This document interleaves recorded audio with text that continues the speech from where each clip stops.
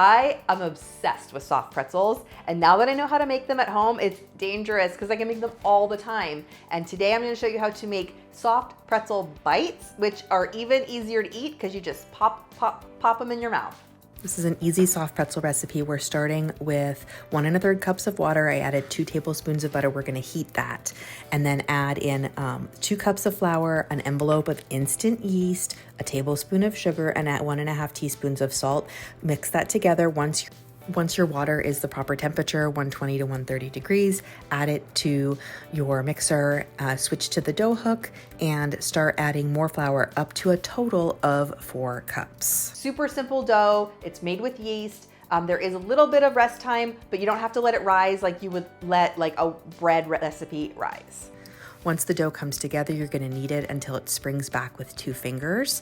Once it forms a ball, when it springs back with 2 fingers, rest it for 10 minutes, and then we're going to divide it into our pretzels. Now you'll divide it in half, and then each half into several pieces, and then you're going to roll it into a long rope. You can really make these whatever size that you want. I made little tiny bites, but you can make them bigger, like Auntie Anne's are bigger than Wetzel's, and then you'll just put them on a baking sheet. The secret to that pretzel texture, that chew, is to boil the dough in baking soda water. It gives it that nice color and gives it that nice chew.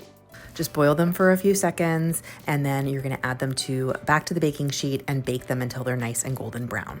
Once we're done with these, I am just adding some salt, but you could toss these with cinnamon sugar, add a dipping sauce, maybe some mustard or some beer cheese sauce, whatever you like. These soft pretzels are going to be a hit whenever you make them. If you don't follow me already, be sure to subscribe to my channel and keep watching for even more recipes.